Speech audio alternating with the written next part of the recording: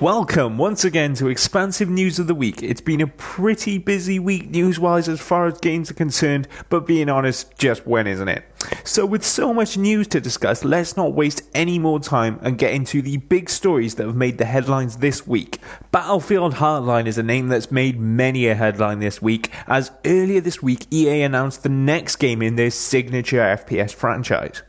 The announcement comes after rather clever individuals managed to hack the Battlefield site Battlelog and find further information about the game. So rather than letting rumour and speculation run rampant about the game, EA did the sensible thing and just went ahead and announced it through the game's official website. And they also promised to offer us more details during the EA E3 press conference on June the 3rd. But of course, we didn't have to wait that long before we knew more about the game, as a 7-minute trailer detailing both multiplayer and single-player aspects of the game was leaked online before being pulled by EA. So what do we know about Hardline? Well, the game is certainly taking a turn away from the epic all-out military warfare we've seen from previous titles in the series, and is headed to the world of cops versus robbers. How will this affect the Battlefield formula that we've all become accustomed to? Well, it certainly seems that Hardline is focused upon a more urban-style, close-knit, faster-paced maybe, style of warfare and gameplay. There are some new weapon types and game modes on show, such as a baseball bat, a taser gun, riot shield, and some of the new multiplayer game modes being bank heist, rescue, hotwire, and blood money. Now, this is all based on information that we've managed to find in the 7-minute trailer before it was pulled. There are also 4 new multiplayer classes: the Enforcer, Mechanic, Operator, and Professional. I believe these are all orientated to fit with the cops versus robbers aesthetic. Interestingly, development has shifted to Visceral Games, who you may remember for bringing us the terrifying Dead Space series. And Visceral certainly seem set upon distancing themselves from previous titles in the Battlefield franchise by not only adopting this cops and robbers theme, but paying particular interest to the single-player campaign. We're now promised more episodic, more narrative-focused, more TV-like single-player campaign that will certainly improve upon an area that has been lacking in the previous Battlefield games. The single-player campaign revolves around the story of Miami detective Nick Mendoza as he races across the US in pursuit of his former partner on a quest for revenge. This probably does have something to do with the £9.9 million pounds worth of cocaine that is found within the game's trailer. This shake-up to the Battlefield formula, I think, is certainly something that the series definitely needed to do.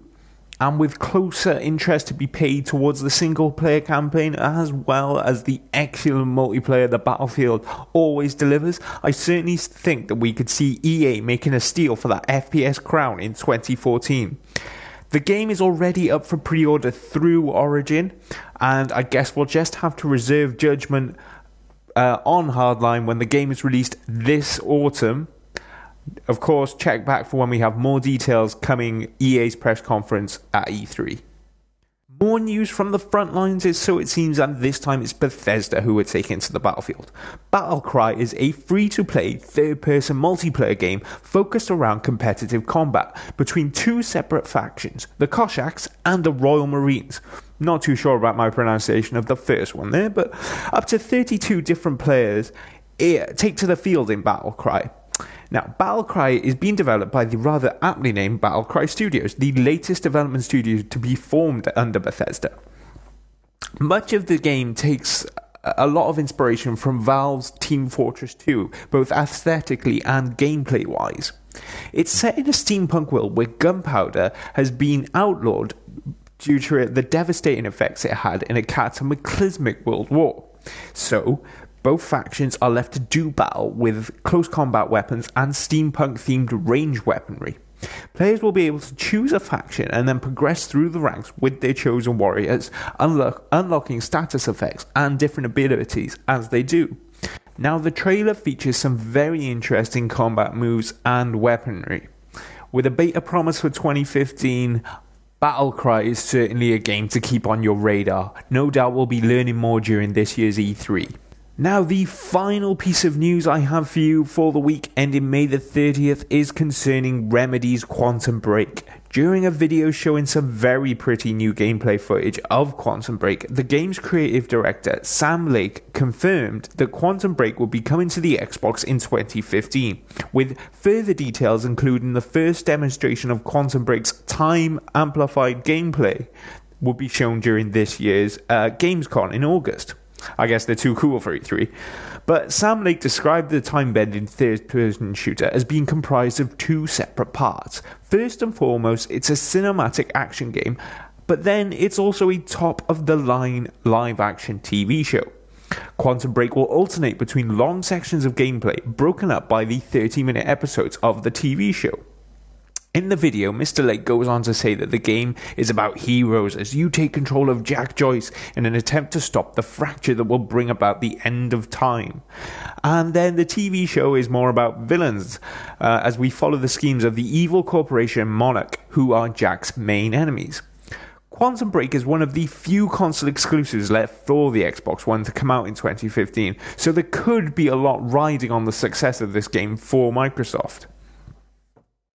I think the main thing to take away from this week's news in particular, though, is that developers are starting to pay particular interest to the success of high-quality TV shows such as House of Cards and Game of Thrones, and are trying to incorporate that sort of quality into the narrative aspects of their games, which can only work to the benefit of us gamers here. Well, that's your lot for this week. Be sure to visit expansivedlc.com for more gaming news, reviews and features in the coming week. And be sure to tune in next Friday where, as always, I'll be bringing you the latest and greatest in the gaming headlines. You can follow me at XpenBlaster, where I tweet regularly about all things video games, and of course be sure to follow at ExpansiveDLC. Once again, I've been Ben Monroe, and thanks for watching, guys.